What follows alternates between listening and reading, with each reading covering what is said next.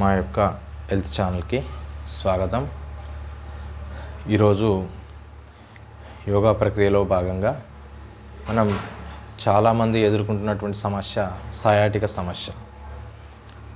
ఆ యొక్క సయాటిక సమస్య అనేది మన యొక్క రొంటి భాగం నుంచి, నడుము పై భాగం నుంచి తీసుకున్నట్లయితే మన యొక్క కాలు యొక్క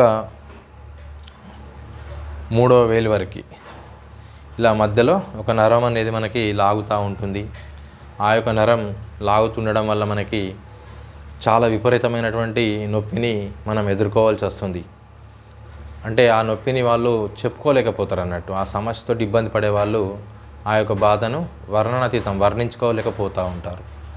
అయితే ఆ ప్రక్రియను నుంచి మనం ఉపశమనం పొందాలంటే మనకు యోగా ప్రక్రియలో భాగంగా మనం ఈరోజు కేవలం ఒక 2 పద్ధతులను మాత్రమే, ఒక 2 ప్రక్రియలను మనం చేసుకున్నట్లయితే ఆ యొక్క సమస్య నుంచి మనం ఉపశమనం అనేది పొందవచ్చు. ఈ యొక్క ప్రక్రియను మనం నిరంతరంగా ఆ యొక్క సమస్యతో ఇబ్బందులు పడుతున్న వాళ్ళం ఆచరించినట్లయితే మనకు ఆ యొక్క సమస్య నుంచి మనం పూర్తిగా కూడా బయటపడే ఆస్కారం అనేది ఉండడం అనేది జరుగుతుంది. ఆ యొక్క సయాటిక సమస్యకి మనం ఉపశమనం కలిగించాలంటే ముందుగా ఎలా ఆ యొక్క ప్రక్రియను పూర్తి చేయాలనేది మనం తెలుసుకుందాం. ముందుగా మార్జలాసన స్థితిలోకి వెళ్తాం. ఆ యొక్క ప్రక్రియలోకి వెళ్ళేటప్పుడు ముందుగా మనం 2 చేతులను, మనకున్నటువంటి 2 చేతులను ఇలాగే భూమిపైన ఆనిస్తూ మ్యాట్ పైన స్థిరంగా, చేతుల్లో కూడా బెండ్ కాకూడదు, మన నడుము కూడా నిటారుగా ఉండాలి. అయితే ఇక్కడ వచ్చేసి ఏం చేయాలంటే ఇప్పుడు మనం మన యొక్క మోకాలు కూడా స్థిరంగా మోకాల్ని ఆనించి ఉంచుతాం. ఏ కాళ్ళని అయితే ఫస్ట్ చేయాలనుకుంటున్నామో ఆ 2 కాళ్ళని కూడా మనం చేయాల్సి ఉంటుంది. అయితే మనం కుడి కాల్ని ఫస్ట్ చేస్తున్నప్పుడు మన యొక్క బ్యాక్ అనేది స్ట్రైట్గా ఉండాలి. మన బాడీకి సమాంతర స్థితిలోనే పాదాన్ని ఆపాలి. అయితే ఈ ప్రక్రియలో ఎంత వీలైతే అంతవరకు మాత్రం పైకి లేపచ్చు, పైకి తీసుకెళ్ళాలి. అది కూడా స్ట్రైట్గా తీసుకెళ్ళాలి. కాల్ని ఫోల్డ్ చేయకుండా ఎంతవరకు వీలైతే అంతవరకు, ఒక 12 టైమ్స్ 20 టైమ్స్ ఇలా మనం ప్రక్రియను కొనసాగించవచ్చు. చేసిన తర్వాత మన బాడీకి స్ట్రైట్గా ఉంచాలి, కిందికి రాకుండా మన పాదాన్ని ఎంత వీలైతే అంత పైకి తీసుకెళ్తూ సమతూకంలోనే పాదాన్ని స్ట్రైట్గా ఉంచాలి. ఆ ప్రక్రియ కుడికాల్ని పూర్తి చేసిన తర్వాత మళ్ళీ మన చేతులు బెండ్ చేయకూడదు, మన నడుముని బెండ్ చేయకూడదు. కేవలం ఇక్కడ నడుము భాగం నుంచి కాలు భాగం వరకు మాత్రమే మన స్థితిని ఆచరణ చేయాల్సి ఉంటుంది అన్నట్టు ఇక్కడ గమనిస్తూనే ఉన్నాం.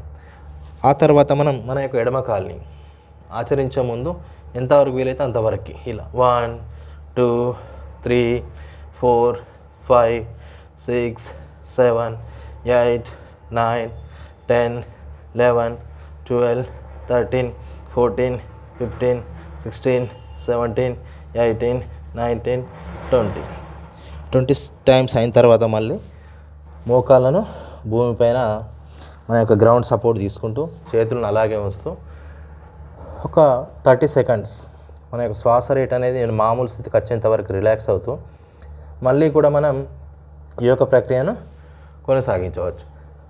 దాంతోపాటుగా కొంచెం మన యొక్క బాడీ మనకు అనుగుణంగా సహకరిస్తున్నది అనుకుంటే అప్పుడు ఇదే విధంగానే కొనసాగుతూ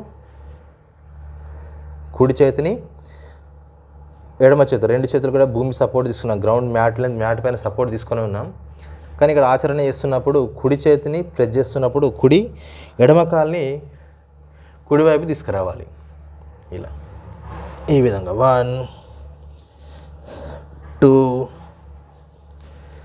అలాగే ఎడమ కాల్ని కుడివైపుకి, కుడి కాల్ని ఎడమ సైడ్కి. మనం మాత్రం స్ట్రైట్గా ఉండాలి, మన బాడీ స్ట్రైట్గా ఉండాలి, తల నిటారుగా ఉండాలి, చేతులు కూడా స్టెబిలిటీగా ఉండాలి. ఇక్కడ మూమెంట్ వచ్చేసి ఓన్లీ కాలు ప్రక్రియ మాత్రమే. ఇలా 1 2 ఇలా సైడ్కి పక్క మీకు తీసుకెళ్తూ ఈ యొక్క ప్రక్రియని మనం ఒక 10 నుంచి 20 సార్లు మనం చేసినట్లయితే మనకు ఈ యొక్క సయాటిక సమస్య నుంచి మనం ఉపశమనం అనేది పొందడం అనేది జరుగుతుంది.